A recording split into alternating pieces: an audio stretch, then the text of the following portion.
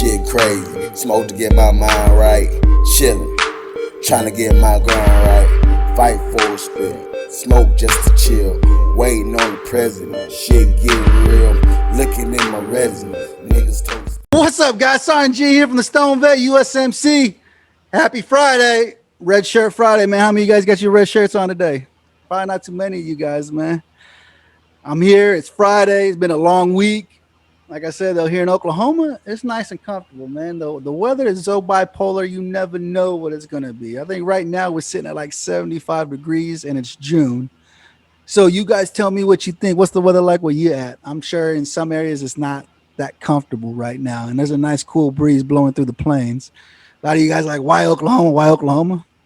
Because I can have my cannabis, I can have my concealed carry, and property taxes are hella cheap. Unless you're 100%, then you don't ever pay any property taxes. You know what I'm saying? So remember, guys, to hit that subscribe button so you guys know when you got a new episode of the Stone Vet. You got Sergeant G coming in your ear every Friday and every Wednesday, man. It's Friday. It's been a long week. Sitting back, relaxing, man. I have the honor of bringing on Frank from Crayons Ready to Eat, man. I'm so excited this Friday. What's up, Frank? How you doing today? I am doing fantastic. I appreciate you having me here, buddy. I really do. No, absolutely, Devil. I love this. I love when I can bring, not only do I love my show when I can bring veterans on, we all brothers and sisters, you know, but when I can bring another freaking jarhead on the show that can actually hang out and understand, we can understand each other. Every word that we talk, we can understand each other, man. And it's great when I can bring jarheads on the show. Some of you guys are like, oh, whatever, you know. But this guy right here created, since you guys always were calling us crayon eaters, guess what? He said, I'm going to capitalize on this thing. You want to call us crayon eaters? Let me make some money off of it there. So he guess what? He created Crayons Ready to Eat, man. From what I hear, they're absolutely delicious. I'm about to get my hands on some. He's been swamped. He's getting everything ready for shipping, man. From what he's telling me, he's just like, I need an assistant. I gotta have an assistant to answer my emails, answer my text messages whenever they come out. I need it, you know. So Frank joined the Corps. He's a lit's bit older, man. It's cool though, man. He's not old, but he joined the Corps back in the 90s, you know, when I was still in middle school and he joined the Corps. Let's not talk about age or anything. Yeah, make me feel old. Yeah, I'm getting up there too. I'm starting to feel it now. I just had my birthday not too long ago, and I was like, damn, dude, I'm getting old as hell now. I got to figure out what the hell am I going to do with my life, you know? So what? So you joined the Corps. You joined the Corps, and you said you won't believe this bullshit he told me. I asked him. I said, what was your job, dude? What was your MOS? Some of you guys, I don't know what you guys, Army guys call it something else. Air Force is AFSC or whatever. I don't. MOS. What was your MOS? And you won't believe this motherfucker told me. What'd you say your MOS was, Frank? The only MOS that mattered in the Marine Corps. 0311 Infantry. Oh, he was a fucking grunt. You want to talk about people eating crayons? These are the guys who eat all the crayons. Oh my gosh. Tell us a little bit about your time in the Corps, man. Let people know who you are so they can get comfortable with you and find out who is this Frank, man? Who is this guy? Who's this jarhead hanging out with Sergeant G tonight? Well, just to give you guys some reasons of why I joined the Marine Corps, and these were reasons found out later on. I come from a small town in the backwoods of Ohio. You know, there was nothing there. There's still nothing there. There's nothing. So, you know, I had an opportunity by a mentor of mine when I was younger to take me to the Marine Corps recruiting office or a couple of them and help me decide to what I'm going to do after I graduate high school. Now, this was the summer of my junior year, 1994. And I was like, all right, let's go. So he takes me, and I decided that I was going to join the United States Marine Corps. And it was ready to go. You know, went through the late entry program. For those of you that basically I enlisted a year before I went and was had a promise that, yes, I am definitely going, unless, you know, something accident happened wise, whatever, but it never did. I graduated high school June 1st of 1995. June 5th, I was up on my way to Pittsburgh MEPS doing a check-in and getting ready to swear in for the last time before I could say no. Once you're at MEPS and then you are swearing in, then when you swear in that one last time, you're stuck. Because after that, you can't say no, right? Absolutely. And all y'all know that day. Y'all know that day. Yeah. Everybody knows that day. So June 6th, I'm on the plane flying to the first time ever on a plane in my life, Harris Island, South Carolina. Now, mind you, I land, we get out, we get on a bus, and we're driving around for like 3.5, 4 hours, late in the night, into the morning, and we have no clue what in the heck where we're going. We're like, why is an airport this far away from where we're going? What in God's green earth, right?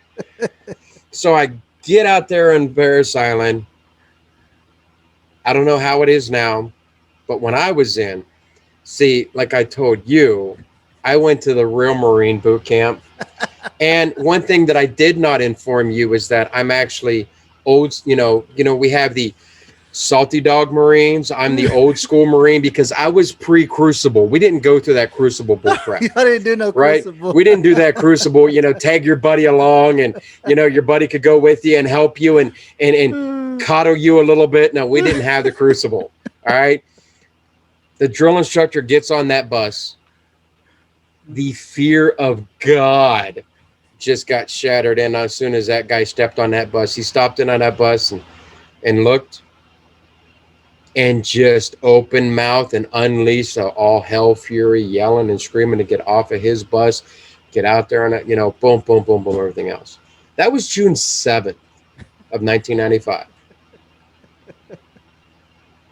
Oh, we all remember those days. We remember what it was like. See, when I went through, we did the Crucible. The Crucible has changed since I've been through, right? So the Crucible, like I said, you guys, like I tell you guys can go to PI. If you guys go to PI, congratulations. You probably enjoy being bit on the ass all fucking day in and day out, So I tell people, I'm a Hollywood Marine. I live in Oklahoma, so I'm on the west side of the Mississippi. So we get to go to California. Unlike you, where you say you drove around for 3 or 4 hours, we were watching airplanes land and take off every fucking day. We were literally on the flight line when we trained. Like, you're watching planes in and out all day long. You're like, son of a bitch, dude. Like, that's sad that you just see these planes take off and they come in, they take off. So there's more Marines leaving, there's more Marines coming, more people trying to be Marines, Yeah, but the thing is we have more military bearing because A, we don't have civilization around us like you do. 2, we are embedded. Whenever those daggone sand fleas bite your ass, guess what? You better not flinch, because if you flinch, you're pushing. You're going to the sand pit. And then if you slap one and kill it, oh, no. You better find it. You better build a casket for it, and you better give it a damn good proper burial. And then you're going for an island hopping campaign. Most of you new Marines don't know what an island hopping campaign is. Okay, I don't know. Do you know what an island hopping campaign is? No, an island hopping campaign. Okay, yeah. So, and the other branches definitely don't have a clue what an island. They ain't got no idea. Like, what the hell is that? What the hell's an island hopping campaign? Yeah, we'll let them stew on that one. Right. But yeah. So you were in for some time. You say you got out back in 2002, correct? Yeah, I got it in December 7th of 2002. December 7th of 2002. This guy started hitting me with knowledge on all this shit. Boom. He's like, what's this day? What's this day? Dude, I ain't studied Marine Corps history or anything in fucking since 2009 when I got out. I was like, I'm done. I'm not done. You know what I'm saying? I was like, he started hitting me with all this stuff. And I was like, oh, wow, this is freaking amazing, Like, but he's had his whole time in the career, in the Corps, he's had a lot of dates that are, you're just like, damn, dude, like, you were meant to be a Marine with all this shit, all the dates that you hit going into exactly. The like I said, I was born on February 23rd. February 23rd. I bet you guys don't know what day that is. He just freshed my memory, and I was like, oh shit, no shit, ain't that the damn truth? I remember seeing that shit all the time. It's the Marine Corps knowledge, right? That's when that flag went up. That's that memorable moment when that flag went up on Iwo Jima. He was telling me, man.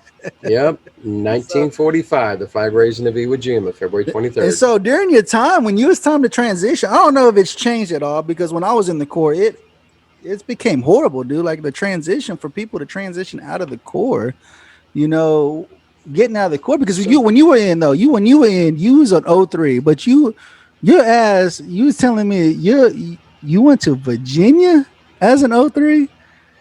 well, I I wasn't intended on being an O3 whenever I joined the Marine Corps. Okay. You didn't sign up and say, I want to be a grunt. I want to be a grunt. No. No, no, no, I didn't. I ended up finding out about this, thing called Marine Corps Security Forces. Um, is that I'm like, Marine Corps Security Forces. I'm like, well, what is this? And they're like, well, you get to wear dress blues. You get to, you can have a chance to join Eighth and I, and go on a presidential duty, and be the guy sitting outside the White House, or all this and everything else. And I'm like, sign me up, I'll do it. Yeah, that sounds right? awesome. Sign me up. I'm like, okay. I'm like, all right, good to go. And I'm like, all right, here we go. So what do I do?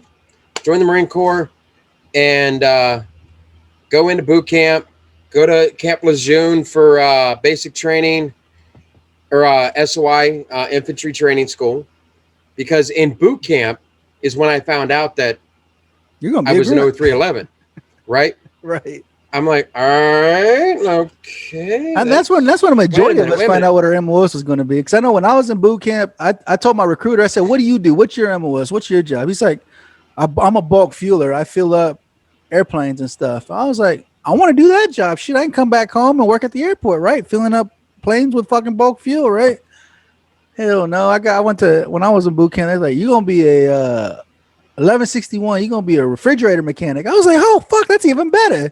Working on HVAC equipment. That's even better, you know." And so they sent me to Aberdeen Proving Grounds, Maryland, and I was like, "All right." I got there. No shit. The day before class starts, the fucking commander pulls me in the office. He said, "You're too stupid for this job. Your ASVAB scores are too low. You can't do this job." And I was like, "What the fuck?" I said, "So where am I gonna go?" He said, "I'm gonna send your ass to Camp Lejeune. You're gonna be a water purifier." I said, "Motherfucker, like Pauly Shore, huh?" He's like, "Yeah, like Pauly Shore. You're gonna go purify water for a living." I said, "Motherfuckers, dude. All right, I'll go, I'll go purify water." Man, went to that job. I did that job. I was in that MOS for 12. I did 12 weeks in that MOS learning that job. Spent 9 years in the Corps, and I never purified water once the whole 9 years I was in. I became a diesel engine mechanic, is what happened. Wow, that's just Yeah, because when I was there, they asked me, when you graduate MOS school, they ask you, where do you want to go? East Coast, West Coast, or overseas? And I told him, I said, what do you recommend? You being the instructor and doing this job for years, what do you recommend? He said, go to Okinawa so they don't send you your last year in. Because I thought I was only going to do 4 and get out, right? They said what will happen majority of the time is that they'll wait till your last year that you're in, and they'll send you over there, and you have to get out over there. And I was like, I don't want that shit. I don't want. I was like, send me to Okinawa then. Let's go to Okinawa my first year in. My wife was still in high school at the time. She was still finishing up high school. And I was like, all right. So I told her, I said, hey, I'm going to Okinawa for a year. She still had a year of school left. I was like, I'm gonna go. Why you finish up high school? I'm gonna go to Okinawa and get my shit, finish out my year. So when I get out, I don't have to worry about going back and leaving your ass here. You know. And so that was the best year of my life. I tell you what, best year in the Corps was that first year in Okinawa as a PFC Garcia checking in for duty in Okinawa. But that was my time, man. But you said, did you ever get to do anything fancy? You work for the president? No. So, like I said, in boot camp, that's when I found out that I was an 0311.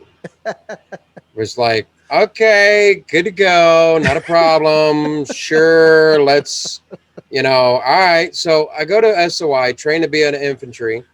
Then from there, I go to my schooling, which was Marine Corps Security Forces. And Marine Corps Security Forces, they sent me to Chesapeake, Virginia, which is outside of Virginia Beach. Right. All righty. So I'm there doing my Marine Corps Security Forces. And now there was no chance of me being Eighth and I. There was no chance of me being, being up there guarding the president. Why? Because this country boy could not swim the proper way. I knew how to swim underwater and short distances. I don't even know how to doggy paddle. Boot camp, I learned how to do the elementary backstroke just to get fourth qual. So guess what? I was not going to be in those. So what do I get? Basic Marine Corps Security Forces. Where do they send me? Washington State, Bangor, Washington. What's up in Bangor, Washington? A bunch of not a nothing. Not a damn thing. I'm up there in Puget Sound with 4th Platoon, Marine Corps Security Forces, guarding decommissioning of nuclear subs. Walking around catwalks, stopping drunks from coming onto the port from them decommissioning nuclear subs. While it's raining every damn day. You hear that, guys? You guys out in Washington, that's all it does is rain. Frank will tell you. He stood watch, and that's all it did while he was standing watch was just raining. Dude, it was supposed to be a 2-year contract. I was supposed to do 2 years on my time up there. And I can't do this no more. I'm like, no. I'm like, I can't do this. No. I requested a transfer. Yes, I requested a transfer. Now, the higher ups there at Bangor, Washington did make sure that they took care of me whenever I transferred to the infantry. They took care of me really well. So apparently somebody had put in a nice request to make sure that they gave me a duty station of their choice, or put me into a unit of their choice while I was going down to Camp Pendleton, California. They hooked you up. Oh, they hooked me up. I knew that I was going to the infamous Alpha Company 1-5, the Alpha Company 1-5. Okay. Right. So those of you in the Marines, we're not going to go on that history lesson, but Alpha Company 1-5, right? You giants know. You know what he's talking about. So when I get there, I find out that I'm going to be put in boat company. I'm like, wait a minute. Did you say boat company? I can't swim. I'm like, Staff Sergeant. I'm like, is there an error here? I'm like, I'm a 4th qual swim. I can barely, do the elementary backstroke. They're like, that's what's on your request transfers. You're going to boat company. I'm like, these motherfuckers got me. They got I'm me. like, I'm from the backwoods of Ohio. The best thing that I got for a beach is what's called bar camp. That actually is a man-made water that you have sand put in the front of the water, where you have water with buoys with rope that separate you from the fishing area of people driving, bass boats and stuff, fishing on. And I got fish twirling around me. That's the beach to me. Or we got stripping pits that they coal mined and put in, filled in with water and threw fish in that sucker. That's water. I don't know the ocean. The ocean's got shit in there that I have no clue of. All right.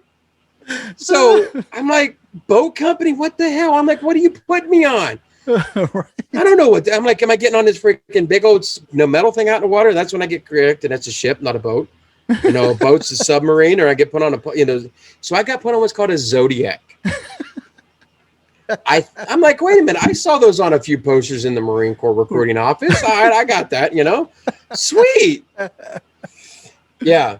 Lo and behold, of course, I call it an initiation because they knew I couldn't swim. No shit, right? So we get out there in the middle of the ocean. Now there is a lot of things that I am not afraid of. I will tell you this right now. I don't care what it is, how it is, animal, this and everything else. I ain't afraid of much. There's a very few things that I am afraid of. But going out into that water and not knowing what's out there and all of a sudden freaking not being able to freaking swim and drowning, that is a fear. All right. So you put me on that Zodiac, and what do? They got to learn you how to make sure you survive and get back up just in case the freaking boat tips over or a wave hits or something happens and, somebody decides to drop a missile on your ass and the water makes you flip over. You got to figure out how to survive, right? So what do? They physically tip the boat over on purpose while we are – now, they do this on purpose. So what they do is they have the one Zodiac going through, creating waves. And what's the other Zodiac doing behind it? Make sure he hits that thing the wrong way. So guess what? Right? You're going over. I'm down there panicking, freaking stressing, trying to, trying to figure out what in the hell I'm doing. I got my flak jacket on, I got my shit on, I'm freaking panicking, and going up under, back out, and everything else. And they drugged me. They got the boat tipped. They got the Zodiac tipped over, pulled me back in, and over the course of a couple times, the fear subsided because I started paying attention. There was this one guy on the other boat that he held onto the rope a certain way. And then I saw their boat tip over, and what happened whenever they put the boat back over? Boat comes over, he's on the end that's in the water. When it goes over, he's pluffing inside of it. He had a hold of the rope. He was underneath of the boat where there was air between the boat and the water. And he's still breathing, and he's holding on something to keep his ass from sinking. No, I'm not saying it's not saving him from any sharks down there biting on his feet or everything else. Shit, right? He's still got air, right? He's surviving. Dark as shit, but he's surviving. So I learned how to do that. So next time that boat tipped over, guess who was on the inside dragging everybody in? No shit. Like this 0311. I can swim. I can swim. I can do it. I can't swim, but I can sure as hell hold on and save my ass from dying and be the guy bringing everybody else in. I ain't drowning. I ain't gonna drown. Yep, I ain't drowning. Hell no, Pacific Ocean can be mean. I think that's what a lot of people forget is that Marines, we always by the ocean. Never pass. No matter where you go, 90% of the time, you're gonna be by the ocean. East Coast, West Coast, or overseas. It don't matter. 90% of the time, unless you're one of them lucky motherfuckers that never said with Marines, and you get stationed in some fucking boondock town in freaking New York or freaking Ohio or somewhere, and you're just like, how the fuck you get stationed there, Yeah. But majority of us, 90% of us, 98, 99% of us, we by the ocean. We always gonna play in the ocean. It never fails, And they say, it's on air, land, and sea. Since when has an ocean been called a damn sea? Right. Right. I'm like, why are you calling the ocean a sea? I know we're trying to make it sound like we're derived from Vikings and pirates over here, but shit, that ain't no sea. That's the ocean. I don't know what's in that sucker. I don't know what's in there. There's so much shit in there. There's so much shit in there, man. Oh, yeah, especially whenever. Go ahead. Especially when we know, and I don't know about you, but whenever I was stationed in Japan, we did 6-month tour. I was on the Dubuque. Our target practice was trash that we threw off the back end of the freaking boat, off the ship. Right. So I know some of the stuff that's in there, but other than that, I don't know what's eating that shit. I don't know what's eating all that shit that we throw in. Yeah. That's the crazy though. That's what I was telling Frank though. I said Gunny Esteli over there, born in a bar. He's writing a book, like I told you guys. He's writing a book. He's got a book coming out November 10th, 2021. He said, I'm gonna launch it November 10th. I said, of course, on the Marine Corps birthday, we're gonna launch it and get it going. He's like, yeah, I'm gonna launch it. And so I was telling Frank, I was like, you gotta get some of your stories over there. I bet you make it a real good book over there. I mean, he's got awesome stories. Like you can look him up and see some of the stories. You're like, oh, your stomach will hurt from laughing so hard because you're like, holy shit, this shit really happened. Because I don't know about the Air Force, the Army guys. I'm sure they got good stories, but Marines, we got some amazing stories. We've done some stupid shit, but we crazy and we crazy ourselves, dude. We all come from different walks of life. Like I said, you Frank, you said I'm from small podunk town out in Ohio. He said my graduating class was like 100 people. Yeah. And then for us Marines, we come from, when you was in the Corps, I'm sure it's the same way, is that we all come from different walks of life, dude. You got people from New York, from Brooklyn, from Cali, from Florida, all over the country that live a completely different life, and we all come together to put that damn EGA in our hearts and become brothers. Exactly. Once a Marine, always a Marine. And the thing that I love about the Marine Corps is, I don't know if they do this now, but when I went in, I was a green. Every Marine in there was the color green. Green. You're all green. You were light green, you were dark green, you were green, Green. Yep. right? There was none of this separation. There was none of this, you were this, you were that.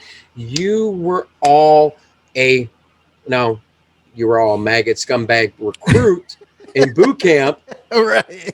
But the moment that, now, like I said before, I was a real Marine. I got my EGA on the day that I graduated, and I walked that parade deck of Paris Island. I See, received that's that the difference, though. EGA, That's and what I I was tell there in the guys. title. That's how they're doing it in Cali now. That's how they're doing it in Cali. You got your EGA on a parade deck. You were marching around. They gave you fucking EGA. Whoop de fucking do. Let me tell you, when I went through the Crucible, the very last event that's when we get our EGAs when we finish the Crucible. You say you didn't do it in boot camp because it wasn't a thing when you were in, but when I was in, we climbed up Mount Motherfucker. If you guys know, you jarheads know, you guys might still climb that damn thing, Mount Motherfucker. We got to the very top, and it must have been like 06. The sun was starting to peak up, the clouds were coming down over the mountains, and they played "I'm Proud to Be an American" at the top of it. They had a whole thing set up, and we're all standing there. We're all in formation, and that's when they gave us our EGA.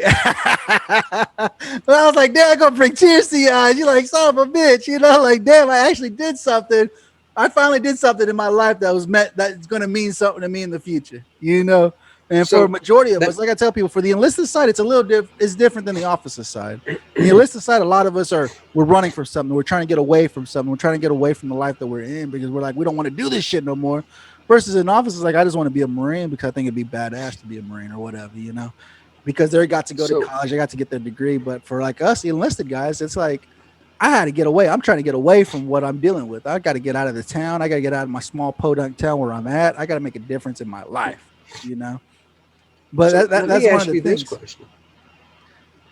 When did you graduate? I graduated in high school and Marine Corps. Boot camp. Boot camp Yeah. was in 01. What month? Well, I graduated, let's see. I went in January 8th of 01, so 13 weeks after that. Like April. You want to know something? Huh. Our paths crossed. Did it? Because I was stationed at Edson Range coaching recruits on the rifle Get the range. fuck out of here.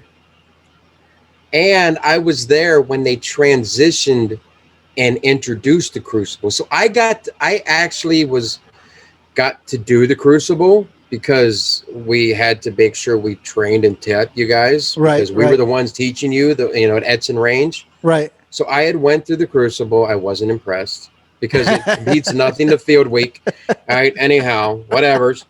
But our paths did cross whenever you were a young recruit. I was a coach at Edson Range. You probably that coaching me how to shoot that fucking M16. Go figure that shit. Like I said, it's a small core, man. It's a small core. That's what a lot of people don't understand. I was like, look, dude, Marines, we are the smallest branch out of all the branches. We are the smallest, And they're still trying to reduce our numbers. I think when I was in, we got our numbers up to like 214K. And now I think they're down to like 120 right now is where they're sitting at, about 120,000. And they keep trying to get it smaller, make it smaller. But the government has been trying to get rid of the Marine Corps for decades. But they come to the understanding that we can't get rid of the Marine Corps because they're the only crazy motherfuckers that we can round up in a drop of a pin, and we can get them round up and shipped out quicker than anybody else. And I was like, well, it's like in my case, I ended up I did my 6 months in Okinawa when I was with Company 15. And then right after I got with Company 15, literally like November, I returned. February of 98, there was a select few. There was only like 15 of us that got pulled from 15 and got told, we're going to Kuwait. No shit. I'm like, what the hell? We got attached to freaking the IMF, going over to Kuwait for 4 months. I spent time in Kuwait. Now, I'm that kind of guy that's on my DD-214. I have a JMUC, and everybody knows the JMUC is a Joint Meritorious Unit Citation Award. It means I worked with foreign entities, but I have 0 foreign sea service on my DD-214. How the fuck does that happen? ask headquarters Marine Corps to unlock that freaking document. All right. And then, exactly. I got a JMUC, but I got no foreign sea service. I made it to 14. And that's where I ended up. After that, I got out. I ended up, this is where the Marine Corps also duped me. We're talking about, how you got things and, rifle range coach they were talking about introducing as a B billet.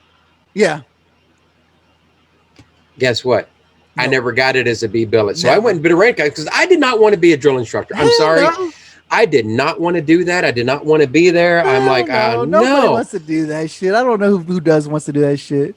That's what they tagged me with. That's what they tagged me with when my contract was coming to an end. They said, "Hey, you got to go do a B billet. You're going to be a recruiter." I said, "Fuck you guys. I'm out. Here's give my 214. I'm out of here. I ain't doing that." I said, "That's a 3-year deployment, dude. I got kids at home. I can't be gone for 3 years." Exactly. So that's where, it goes back to where this is a small, entity. As I ended up coaching recruits on the rifle. We were there when the Crucible developed, and I, there whenever you were there. So our paths, whether inadvertently or directly, at one point we were in the same duty station together when you were absolutely. And one of the guys that I actually were coached whenever I first got there in '98. Now, I left in June of 2001 to go over to Golf Company 22 in Camp Lejeune. Mm-hmm. When I get over to Camp Lejeune, this guy's a freaking Lance Corporal sitting over, getting ready to turn corporal whenever I get over to Golf Company 22, the kid that I coached on the rifle range to be an expert. That's the core. That's the core, man. That's just the way the core is. It's always it's like you said yourself, though. You were a Lance Corporal more than once, right? Yep. I was a Lance Corporal twice. Right. That's the core, though, man. Like you said, he said I was a Lance Corporal more than once. It's like I started Gunny yesterday not too long ago. He was like, we would like to give a huge thanks to Rafa 180. Rafa 180 offers pure medicinal CBD and products made locally. They walk alongside individuals to achieve a healthy lifestyle with options needed by each person. You can learn more about them on Facebook at Rafa CBD, their website www.rafa180.com, or email at rafacbd@gmail.com. They truly believe your journey matters. Dude, he said, I was told that you'd be through two marriages before you pick up staff sergeant. So he did it. I was like, fuck.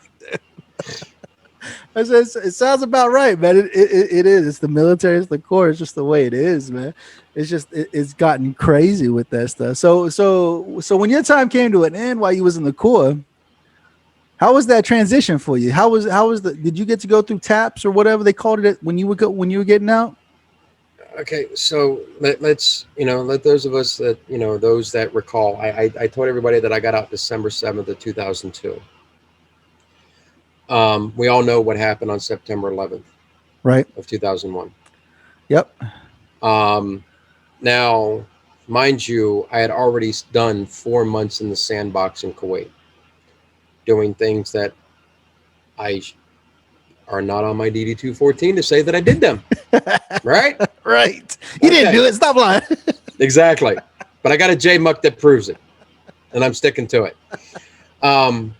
So I'm actually, and this is the part to where, and some people are saying, "No, dude, shut up. You're just being a conspiracy theorist." I'm not being a conspiracy theorist because I left Camp Pendleton on June of 2001.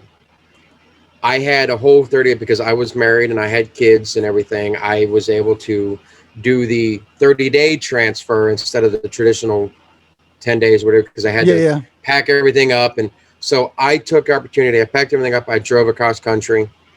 And I ended up, once I checked in the Golf Company 22, I'm finding out, guess where I'm going next month in August of 2001. Back to California. No, just got here. I'm like, what, why? Why? And guess where we were going for 1 month in California? Where you going? CAX. Ah, 2-9. You go to 2-9. We went, no, we didn't go to 2. We went to CAX. We went to 29 Palms to do Yep. CAX. I don't know what they call it now, The stumps. but We then it call them the was stumps. combined. 2-9 Yeah, it was the stumps. stumps. Yeah. But we ended up going there to do CAX, which is a combined arms training exercise, which Yeah. was, mortars, bomb, planes dropping shit, live round fires, and going through the trenches of the desert and this and Right. everything else. It's just out in the middle of nowhere. And I'm like, motherfucker. I'm like, I just left California. I just left, motherfucker. And you're sending my ass back there for 30 more damn days? God, this goddamn jarhead can't cut your break. I can't swim. I get stuck in boat company. I go overseas. I have no track record to prove that I've been there. I now go over to Camp Lejeune. I'm going back to California. Okay, fine. So we went. I knew the day that we, when this all was planned, that we were coming back on September 10th.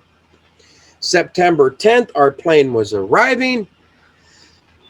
We were coming in late on September 11th. Good to go. Now, in true military fashion, everywhere I've been, you're ready to do those kind of training. You leave, you go over, it's hurry up and wait. All of a sudden, on September 8th, they come to us and say, hey, we're leaving a day early. We're like, what do you mean? Get your shit together, get your shit packed up.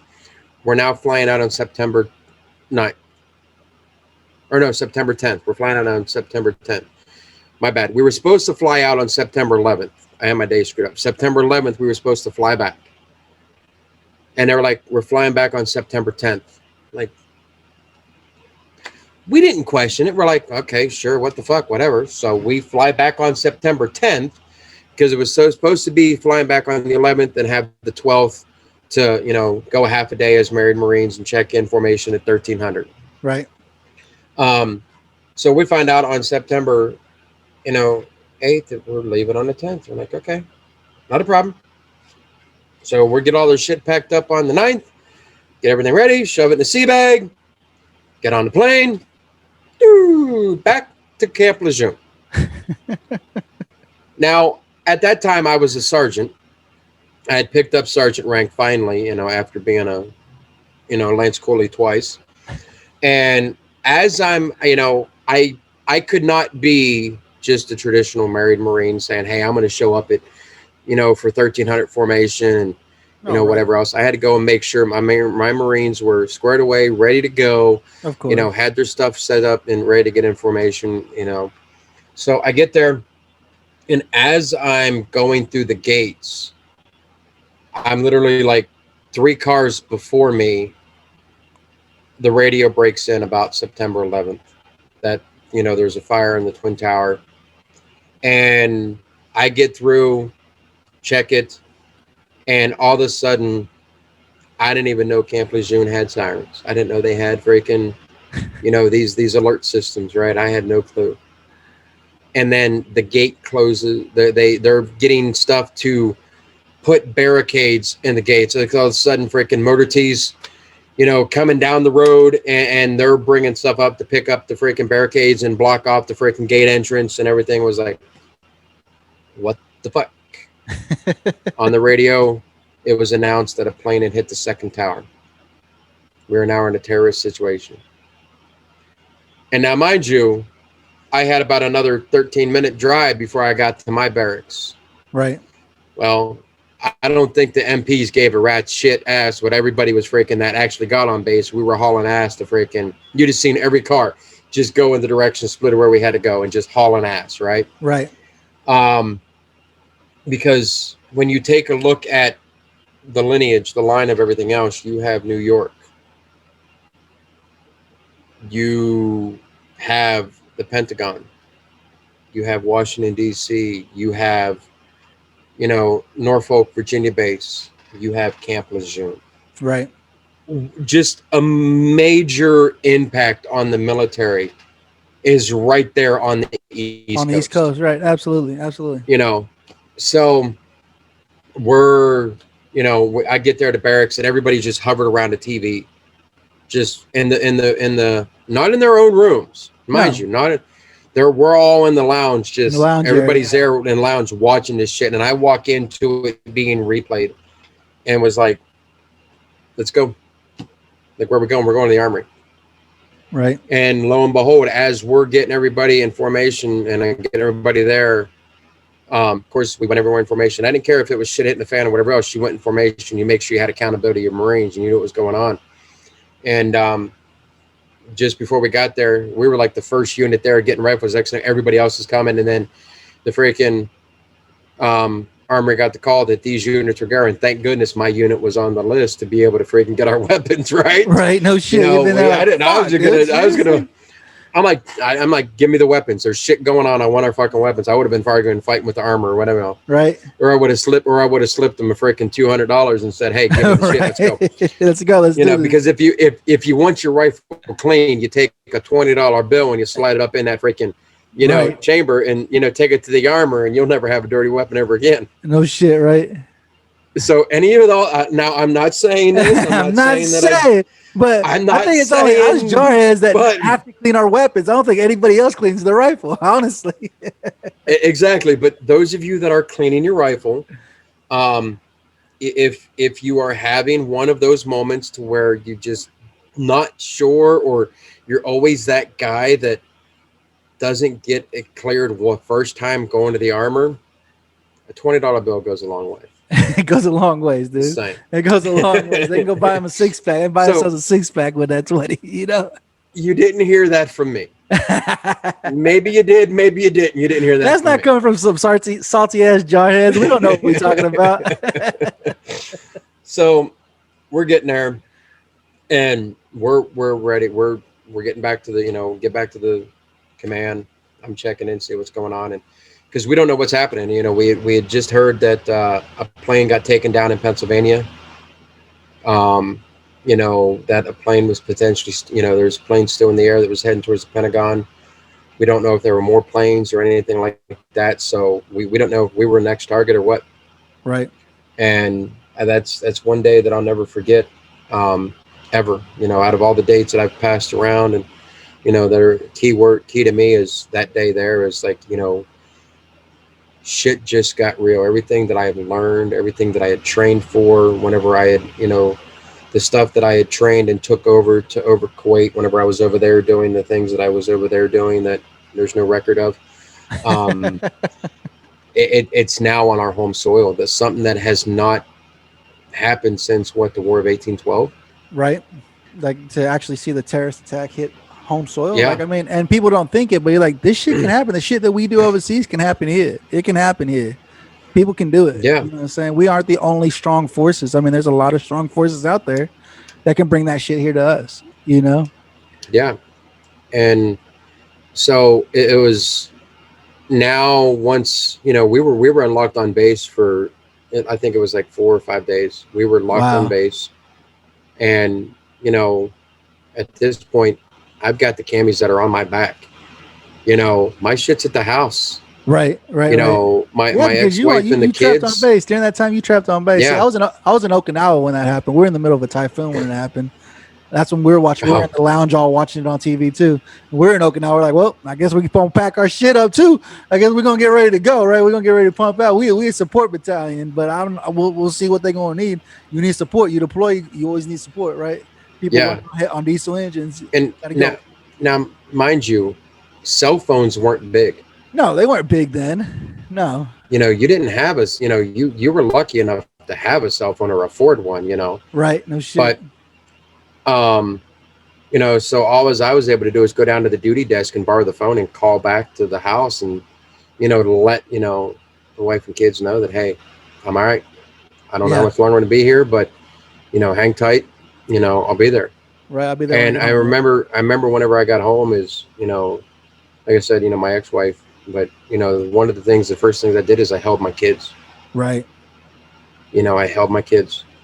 Absolutely. Because it's like, you know, just being able to be alive and, knowing that, I still had them here, and that we had 343 people died in, the towers, and I forget the total number in the planes, Yeah. that crashed, but it was like shit. And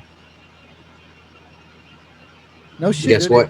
It is. It's things like that, dude. I mean, that's why I do this show, though, so we can talk. We can talk about this kind of stuff, the things that we think about, and the things that continue to haunt us on a daily basis.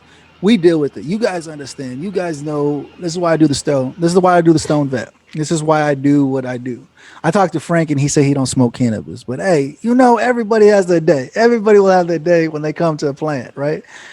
It is. It's medicine. A lot of people don't understand that. People are still stuck on the stigma because the government gave it a stigma, saying it's bad for you, it's bad for you, bad for you. I mean, back in the 90s, the whole DARE program, say no to drugs, and cannabis is one of the biggest ones.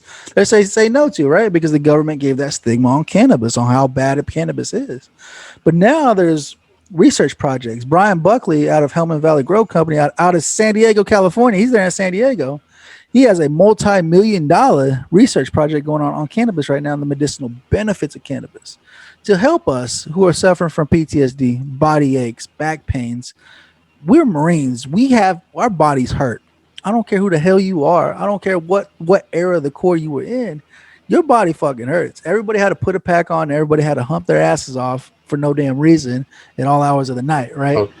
And that's just one of the things. Let's talk about that pack. Putting Go that ahead. pack Go on, ahead. going about putting the pack on. And then you got other brothers out of Phoenix, Arizona. You got Rico with Veteran Action Council, who was advocating. He wrote the green paper and submitted to the Veteran Health Administration. Submitted a 60-page document about the medicinal benefits of cannabis. Because like you guys know, I'm a huge advocate for cannabis because I understand the medicinal benefits it has for us. It helps me with my PTSD and my body aches when I'm hurting. It helps. And that's the biggest thing, is breaking the stigma, educating yourself. Just like medication, when the doctor puts you on medication, he says, come back in 2 weeks and let me know how it's working for you. It's the same thing with cannabis. When you use cannabis and CBD and CBG and CBN and CBDV and all these other CBDs that are out there, when you can mix that with THC, the medicinal benefits are phenomenal, And so we don't want to scare people to say, oh, we'll take this. Well, I don't know what I'm taking. Well, let me show you what kind of terpene profile this thing has. When you see the terpenes that are in it, what does it help with? Does it help with insomnia? Does it help with anxiety? Does it help with depression? And there are plenty of strains that do that. Some people just smoke just to get high. There's days where I'm like that. I like to smoke just to get high because I don't like being in my head. I hate dealing with the demons that are in my head because, like you, Frank, we all have bad memories, and we're like, I don't want to fucking remember that shit, And it always tends to happen when we don't need it to happen. When we're in the middle of doing something important, the fucking demons come out, And to touch base on that real quick, if you don't mind. No. I'm a Gen X. Yeah. I was born in 77. I'm 44 years old. Right. And of course, like I said, I was old school Marine. Right. Your feelings didn't matter. When I grew up, I'm sorry that your girlfriend dumped you, but suck it up, buttercup, and move on. No shit, right? You know what I mean? No shit. And, when you come from a childhood background like mine, that they're where you don't remember your childhood inside the home, but you can remember everybody outside that mentored you, between, the guy named Hooter that helped me decide to join the Marine Corps, scout leaders, and, high school teachers and other people that, things of this. You can remember all that, but not inside the home. And then you go into the Marine Corps and, interacting with the stuff that I'd interacted with and dealing with that. I've never dealt with my demons. Right. Like I said, it may explain, the poor relationship choices. It may explain, like I said, I wasn't that stellar. I was not that stellar parent. Right. I will not lie to you to this day. I never really showed my kids affection, and that's on me. And that's something that it took me a while to mend, and I'm still mending that. Right. But I don't take meds. I haven't went and seeked any doctors, talking to doctors or anything else, and I have not done cannabis. Right. Am I a candidate that should be going to talk to somebody? Probably. Am I somebody that should probably attempt, to maybe smoke that because body hurts and you know, my neck, my back, my knees, my hips, and every time I walk, I get snap, crackle, pop going on. Because, or, you know, and that, or that, you know, I get days that I just can't sleep for crap, or there's days that I just want to do nothing but sleep. Right. Right. Maybe there is. Should I? Like I said, I'm a Gen X. Feelings are just like. No, absolutely. And that's one of the things we struggle with. Like you said, I mean, especially being a parent, you guys know, I mean, if any of you all have children, you guys know, you like my one of my oldest sons right now, he's 16, and I treated him like shit growing up. You know, him growing up, I've treated him like shit. I've held him to a different standard than I held his siblings. And I feel like shit because I need to make up for it. I need to make up for the way I've treated him because, I mean, a lot of the shit was because while I was in the Corps, because of the deployments, because of the stupid shit that I've done. And, you know, I did take it out on him, and he didn't deserve it. You know what I'm saying? He didn't deserve it. And it sucks, dude. It sucks. But I mean, that's one of the things that we're trying to learn as veterans is being able to reach out to my brother and say, hey, dude, I'm hurting today. You got a minute to talk so I can get this shit off my chest? You got a minute we can hang out and bullshit for a minute just so I can get my mind right, so I can get right before I go back to talk with the family and be with the family. And this is what I tell you guys that come in and subscribe to my channel. I try to help you guys by showing you there's people out there. You're not the only one struggling.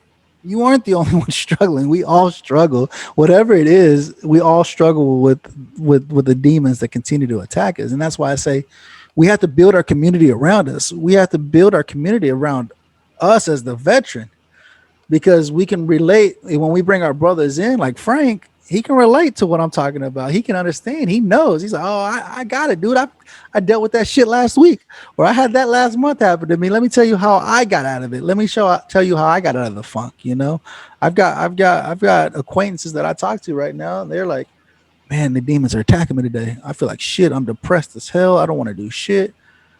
And I just keep texting, how you doing today? How you doing today? I'm that annoying motherfucker. I'm going to tell you, I'm going to text you and make sure you good until you get your ass off that couch and go and do something and find your purpose again, you know? And you, Frank, you found your purpose, man. I mean, I don't know how your transition was from the Corps. I know for me, it sucked. They gave me a week to transition from 9 years of active duty. They told me, go to this class for a week and they're going to teach you how to get ready for the rest of your life after the Corps. That's why I wanted to give you that precipice of 9/11. Yeah. Because when I got out in December 7th of 2002, which I've already said that is, we were on the verge of deploying to Afghanistan. Yeah, because you're right there. You're getting ready to pump out. Yep. And now when you talk about the packs, now when I was in, I still had the Woodland camis. They were changing over to the digitals. I didn't have the digital. Yeah, I was the same way. I did the transition. I did the transition over. I didn't have the Molly gear. I had the Alice pack. The Alice pack. Yep. Okay. So anybody that's done with the Alice pack, the Molly pack will save your body somewhat, not 100%. But save it better. The Alice pack does not do anything for your body. It makes it worse. And then you try shoving about 120, 30 pounds of shit in there to give you a 150-pound pack with a metal frame and a freaking, canvas bag. You're fitting, so you're around about 150, between your flak jacket, your Alice pack with a metal frame, your belt with canteens on it, your camis, your boots, come on. Full ammo, on this shit. So, and that's whenever I had found out that my body was beat to shit. Because we were on a 7-mile hump, easy 7 miles out to the middle of the woods of Camp Lejeune. And then literally halfway through, my back was screaming, was hurting. I had pain shooting up and down. And literally I could see the LZ. Now, mind you, I was the sergeant and I already talked to my Marines and I had spent time in that sandbox.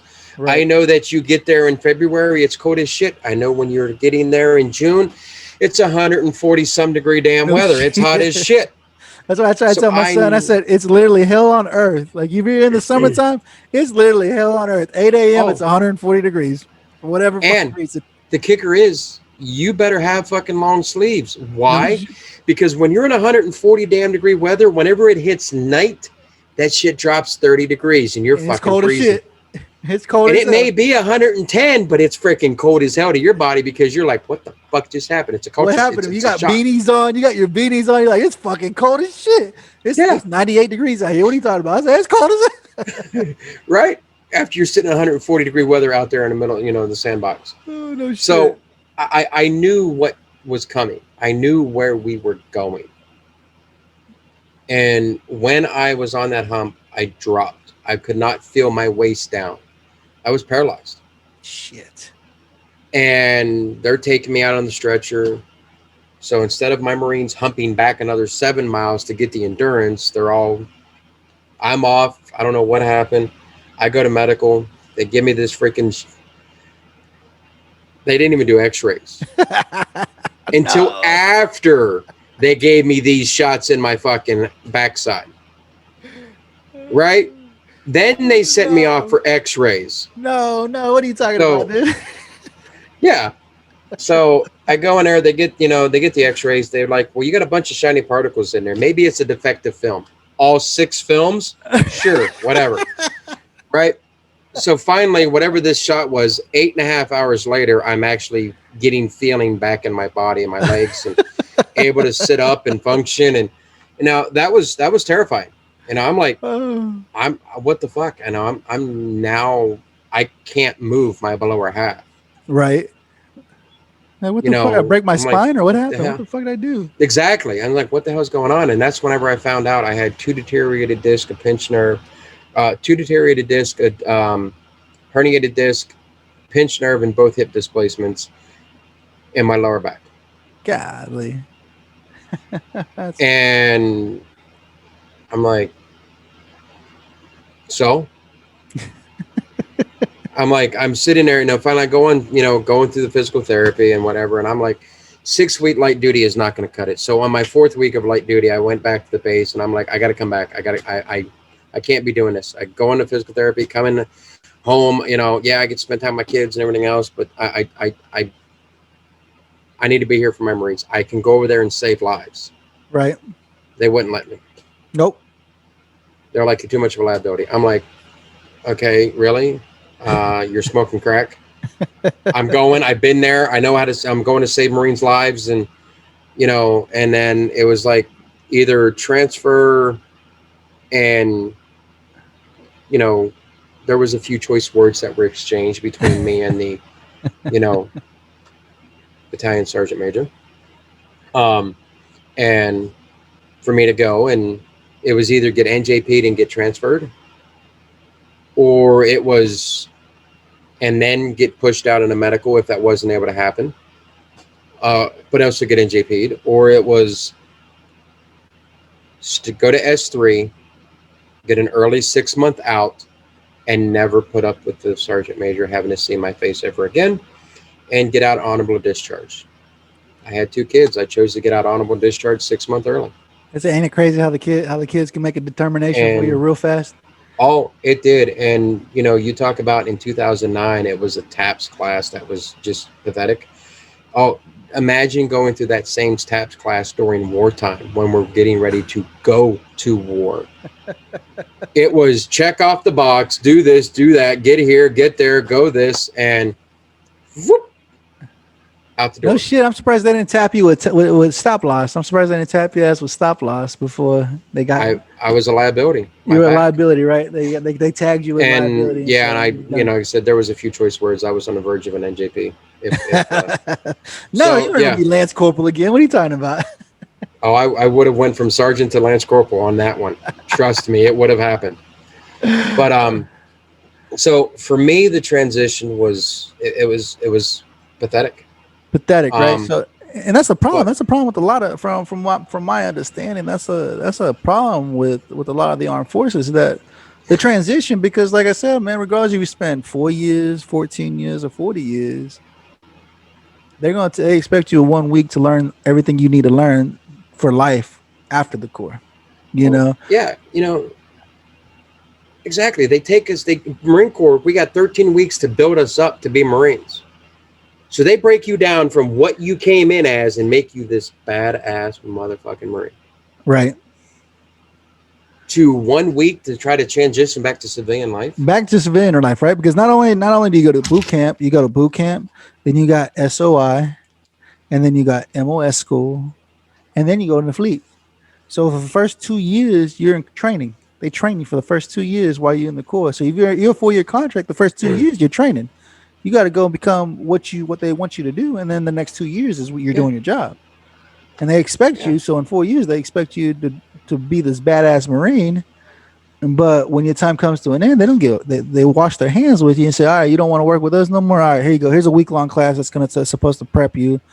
Somebody's supposed to help you write your resume. Somebody's supposed to help you with your disability. Somebody's supposed to educate you on your GI Bill, and some resources that are out there to help you transition to be a civilian, to try to live in this world after serving your country.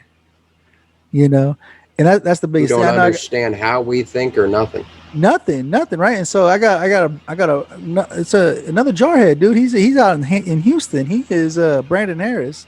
He's a transition coach, and so his entrepreneurship is to help people transition from active service and try to get them the help they need, working with resume writing, with job. How do I do my job? How can I go about doing this? How do just different things to help people transition? Because like when you got out, you say you were in the woodworking, right? You started doing woodworking when you got out of the Marine Corps, right? No, that was later on. That was later. What'd you do when you got out? What was it that you did? I did something that I recommend no veteran, no military personnel do. I got out. I moved back to my small podunk little area of Ohio where I knew what was familiar. Right. And I bounced from job to job. Failed marriage. It was already failing when I was in. But I walked away from the military and veteran community. Right. I literally went back there. There was nothing there. I did not want to go to the VFWs and American Legion. There's a bunch of old dudes sitting around drinking, getting drunk. And I was like, no, this isn't me. Right. I've already done that. I'm like, no, this isn't me. So I walked away from the military community. And I stayed in Ohio for about 10 years. And I'm like, I left this town for a reason. I decided to do another stupid thing. I was a single dad, 2 teenage kids, packed up a house, 4-bedroom that I was paying like $60,000 for the house. Gave it back to the bank, packed up the house, put it in storage, 2 teenage kids, bought a one-way ticket from Ohio to San Diego, California with $4,000 in my name. No job, no vehicle, didn't know anybody. My Marine Corps training kicked in, hit the ground. Right. Adapt and overcome. Find your resources. So I hit the ground running. I'm still here 8 years later. I had no job, no vehicle, didn't know anybody. I'm here still here 8 years later. But when I say is I walked away from the military community, I never associated myself as a veteran. I did for a little bit. One of the jobs I had, I worked at the county service office, working in a veteran's office and thing. But after that, I was like, there was nothing. There was hardly anybody there. The information wasn't the greatest. Do not ever walk away from your brothers and sisters. No, absolutely. Because we do. We will walk away. Like you said, you walked away. When you got out, you're like, I'm done. I don't want to deal with it. I don't want to fuck with nobody. I don't want to deal with nothing, And we do, because we're prideful as fuck. Especially jarheads, we're prideful as fuck, dude. We're like, fuck them. If they don't want to help me, fuck them. I don't need them, right? That's just the way we think. And you don't want to help me? All right, fuck you. I don't need you. I'll find somebody else that will help me. Do it. But like you said, though, you can't leave your family. We're all family. That's what I tell people. I don't give a damn what branch you are. Even now, the Space Force out of all fucking branches. Y'all signed that fucking dotted line that we all signed when we went to MEPS, right? You signed that dotted line and said, I will defend this country against enemies, foreign and domestic. Right? And so we all said, I got your 6, dude. I don't know who the hell you are. I don't know where you're from. I don't know your walk of life. But I got your 6, dude. I ain't gonna let nobody sneak up behind you, And me, I take that as an honor to help my brothers and sisters. You get out of service, dude. Like you said, I fucking packed all my shit up and moved off to San Diego, California. And I had $4,000 in my name. And I didn't have shit. I didn't know nobody. I didn't want to associate myself with the veteran community. I didn't want, because a lot of us, like you said, we are all stubborn as hell. My wife will tell you, she's like, you fucking Marines are the worst. You guys are stubborn as fuck, and you don't want to talk to nobody if they ain't there to help you. And I said, well, we're here to help each other. And if you see me as a threat, then I don't want to associate myself with you because I'm not a threat. I'm here to help you. I'm here to assist you in what you need to become successful in what you want to do. It's Friday. You ain't got a job. We gon' get high today. Dark of the flesh, the deep of the roots, green of the weed. You know it's true. Puff, puff, pass. Trying to get high. Got high blood pressure. We coming down. Good smoke. Please numb me down.